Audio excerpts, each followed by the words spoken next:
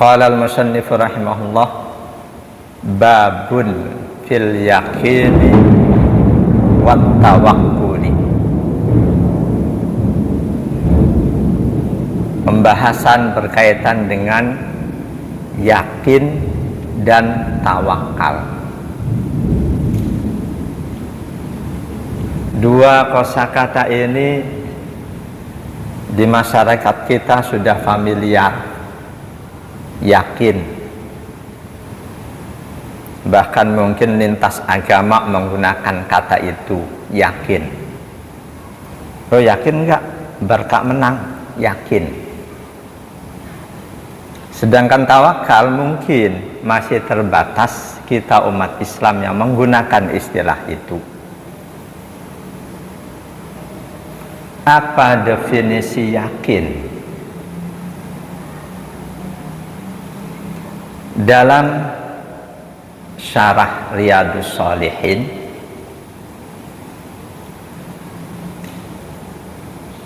yakin huwa quwwatul imani wassabati hatta ka'annal insana yara bi'ainihi ma akhbarallahu bihi wa rasuluhu min syiddati yaqinih. Yakin itu adalah kuatnya rasa percaya,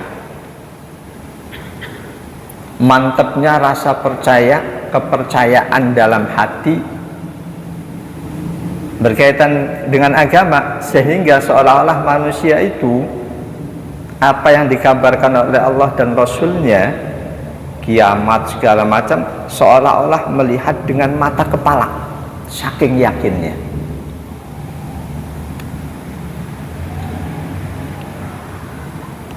Jadi dalam agama, yakin itu sama dengan kepercayaan. Yakin nggak lo? Percaya nggak lo?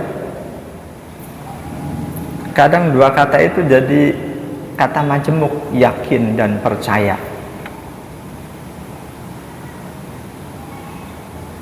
Saking yakinnya, saking percayanya, saking imannya, hal-hal yang cuma dikabarkan lewat ayat-ayat Allah, lewat sabda Rasulullah, saking yakinnya seolah-olah melihat dengan mata kepala sendiri.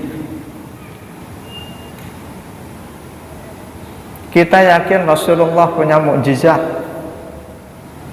Selain Al-Quran nggak ada generasi tabi'in kesini yang melihat dengan kepala langsung, mata kepala langsung mukjizat Rasul.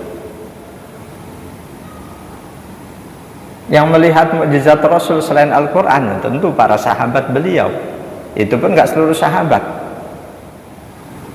Ada pohon korma yang sudah rapuh selamanya jadi mimbar Rasul, ketika mau diganti nangis. Itu sahabat yang menyaksikan langsung. Dari situ, kalau selanjutnya sahabat itu keimanannya, keyakinannya terhadap Rasul bahwa Muhammad bin Abdullah itu memang Rasulullah, wajar kalau keimanan mereka, keyakinan mereka kuat banget, karena menyaksikan langsung mukjizat, strip kehebatan Rasulullah Shallallahu Alaihi Wasallam. Kita cuma bisa merasakan, melihat, menghayati mukjizat beliau, justru mukjizat yang paling utama Al-Quran. Kalau kita mau pelajari Quran, ilmu pengetahuan yang ada dalam Quran, bagaimana Allah sudah memberitahukan proses terjadinya hujan, bagaimana Allah memberitahukan Fir'aun jasadnya kok diselamatkan, kita akan semakin yakin. Padahal dulu Nabi informasi dari mana?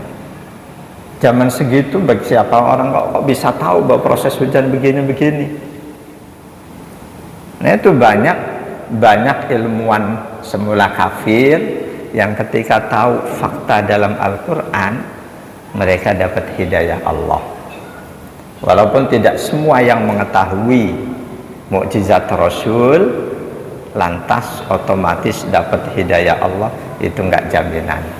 Karena siapapun yang akan diberi hidayah oleh Allah, siapa yang tidak, itu bagian dari qada Allah, bagian dari ketetapan Allah, di mana kita tahu ketetapan Allah kepada seluruh makhluknya itu sudah Allah tetapkan 50.000 tahun sebelum langit bumi Allah ciptakan.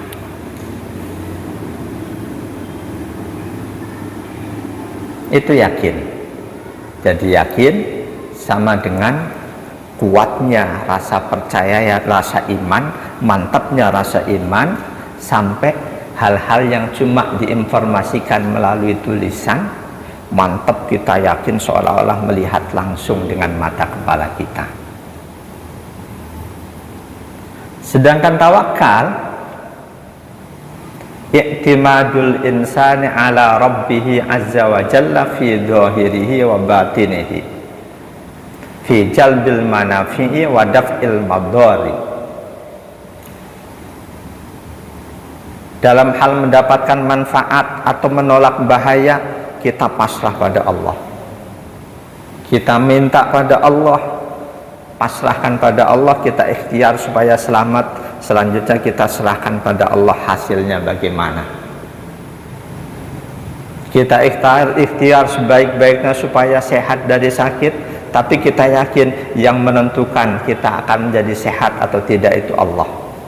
Kita pasrahkan hasil ikhtiar kita kepada Allah, itu tawakal.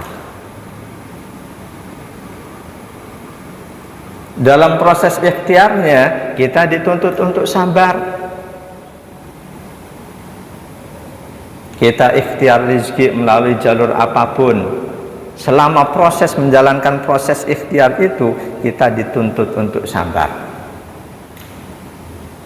Laksanakan sebaik-baiknya ikhtiar itu, tapi jangan pernah pasti aku akan berhasil karena ikhtiarku sudah sangat baik. Ini yang nggak boleh. Berarti ini tawakal kepada keahliannya, tawakal kepada kemampuannya, haram hukumnya. Tawakal harus kepada Allah. Jadi sehebat apapun kita, jangan pernah memastikan bahwa dengan kehebatanku pasti aku akan begini. Itu tawakal pada kehebatan diri kita, haram. Tawakal wajib kepada Allah.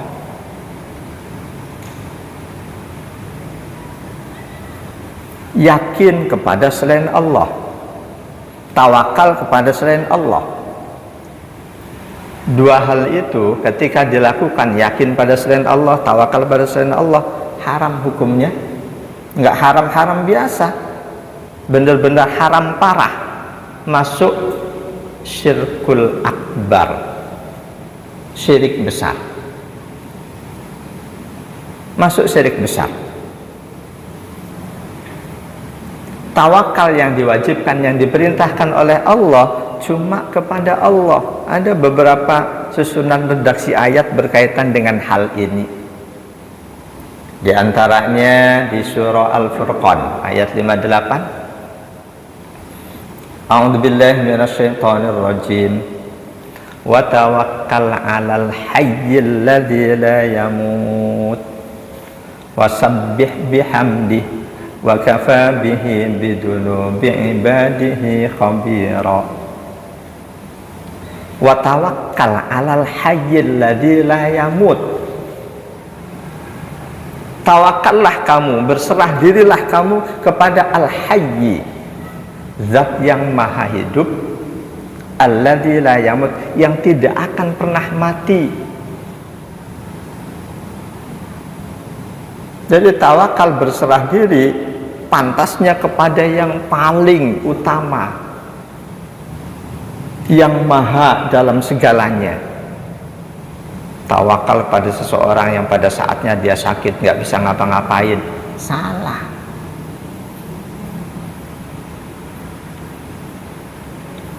Tawakal pada Allah yang maha hidup, yang tidak akan pernah mati.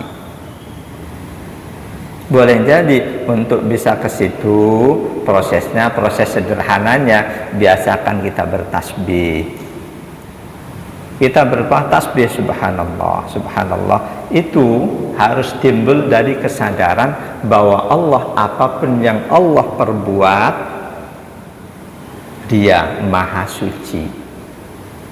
Dia satu-satunya yang pantas untuk disanjung. Subhanallah, subhanallah, subhanallah. Wa kafa bihi bidunubi ibadi khabira. Cukuplah Allah yang maha tahu terhadap dosa-dosa hambanya. Di ayat yang lain dengan redaksi yang berbeda, surah Hud 123, walillahi ghaibus samawati wal ard wa ilaihi yurja'ul amru kulluhu fa'budhu wa tawakkal alaih wa ma rabbuka bighafilin amma ta'malun. Walillahi, ada pada Allah, cuma Allah yang tahu ghaibus samawati wal ard, semua kegaiban langit dan bumi. Lembaga Ilmu Pengetahuan atau BMKG, siapapun kita yang terlibat di situ jangan memastikan besok Bekasi akan hujan lebat, pasti haram. Semua yang gaib, hal-hal yang belum terjadi, cuma Allah yang tahu. Selama ini perakiraan BMKG selalu tepat. Selalu tepat, kebetulan bukan berarti pasti akan selalu tepat. Ketika kita meyakini apapun BMKG tahu hal yang belum terjadi, masalah cuaca, kita yakini BMKG pasti tahu, itu pun nggak boleh syirik. Boleh jadi ada hamba-hamba Allah yang oleh Allah diberi ilham, diberi ilmu untuk bisa meraba-raba hal yang belum terjadi berkaitan dengan cuaca, iklim, dan lain sebagainya. Bisa jadi kalau ada orang yang diberitahu hal itu oleh Allah, diberitahu ilmu mengetahui hal gaib oleh Allah, tentu Rasulullah lah manusia yang paling pantas untuk menerimanya. Yang ada, Rasul pun disuruh oleh Allah untuk memberitahukan kepada umatnya bahwa beliau tidak tahu hal-hal yang gaib. Di surah Al-A'raf 188, Qul la amliku li nafsi naf'an wa la darran illa ma syaa Allah walau kuntu a'lamul ghaiba lastaksartu minal khairi wa ma massani as-su' in ana illa nadhirun wa basyirun liqaumin yu'minun. Qul, sampaikanlah wahai Rasul, beritahukanlah kepada umatmu semuanya, la amliku li nafsi naf'an wa la darran. Aku tidak punya daya, tidak punya kemampuan untuk memberikan manfaat buat diriku sendiri atau menolak bahaya, illa masya Allah, kecuali sesuai dengan kehendak Allah. Kita doa, ya Allah selamatkanlah keluargaku yang berangkat haji. Betul, selamat sampai pulang, berarti doa kita sesuai dengan kehendak Allah. Kita katakan dikabulkan oleh Allah. Ketika tidak sesuai, Allah berikan doa kita, tapi dalam bentuk yang lain yang lebih baik dalam pandangan Allah. Boleh jadi anggota keluarga kita yang berangkat haji, Allah takdirkan wafat di sana, yakin itu yang terbaik buat dia. Ketika kita minta selamatkanlah ya Allah keluargaku yang haji dari berangkat sampai pulang, kok meninggal, bukan berarti doa kita nggak dikabulkan. Karena setiap hamba yang berdoa, Allah berikan jaminan untuk dikabulkan oleh Allah. Lanjutan ayat tadi Al-A'raf 188, walau kuntu a'lamul ghaib, kalau aku tahu hal gaib, kata Rasul yang atas perintah Allah, kalau aku tahu hal gaib, lastaksartu minal khair, pasti aku akan banyak-banyak melakukan perbuatan baik, wa ma massani yasu, dan pasti aku tidak akan mendapatkan bahaya, pasti aku tidak akan mengalami hal-hal yang berat. Rasul ditimpukin ketika dakwah karena Rasul nggak tahu bakal ditimpukin.